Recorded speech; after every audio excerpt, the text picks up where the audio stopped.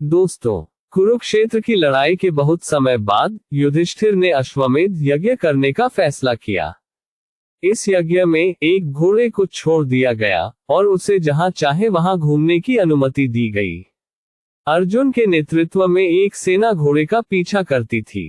यज्ञ की यह प्रथा थी कि जब घोड़ा किसी राज्य में प्रवेश करता था तो उस राज्य की घोषणा उस राजा को की जाती थी जिसने यज्ञ किया था, और अगर कोई शासक घोड़े को रोक लेता था तो उसे घोड़े का पीछा करने वाली सेना से लड़ने के लिए मजबूर होना पड़ता था।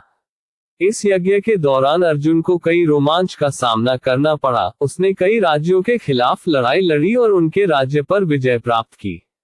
फिर घोड़ा मणिपुर राज्य में प्रवेश कर गया। घोड़े को राजा ने पकड़ लिया, जिसका नाम बभ्रुवाहन था। भीम घोड़े को वापस लाने के लिए सबसे पहले गए, हालांकि वे हारकर वापस लौटे। बभ्रुवाहन ने कर्ण के एकमात्र जीवित पुत्र वृषकेतु को भी मार डाला। अर्जुन अपने बेटे से भी ज्यादा वृषकेतु से प्यार करता था।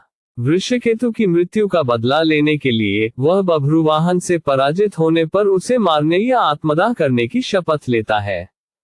बभ्रुवाहन ने गंगा से मिले वरदान के अनुसार एक बाण से अर्जुन को मार डाला।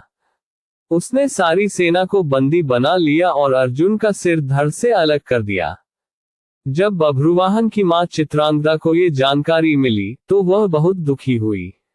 उसने बभ्रुवाहन को बताया कि अर्जुन ही उसके पिता है। यही स्थिति उलूपी के साथ भी थी, जो नागु के राजा की पुत्री थी, जिसका विवाह अर्जुन से हुआ था।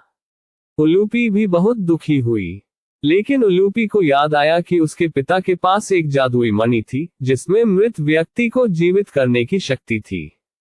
इसलिए उसने बभ्रुवाहन को पाताल से इसे प्राप्त करने के लिए भेजा, लेकिन नागु ने मणि देने से इनकार कर दिया। तब बभ्रुवाहन ने नागु से मोर में परिवर्तित बाणों से युद्ध किया और मोरों ने नागु को खा लिया। तब नाग राजा ने जादुई मणि दे दी और बभ्रुवाहन उसे लेकर वापस आ गया। उसने मणि से अर्जुन के शरीर को छुआ और अर्जुन फिर से जीवित हो गया और उसके सारे घाव ठीक हो गए। दोस्तों, जब वह मणिपुर शहर से चला तो उसका बेटा भी उसके साथ था।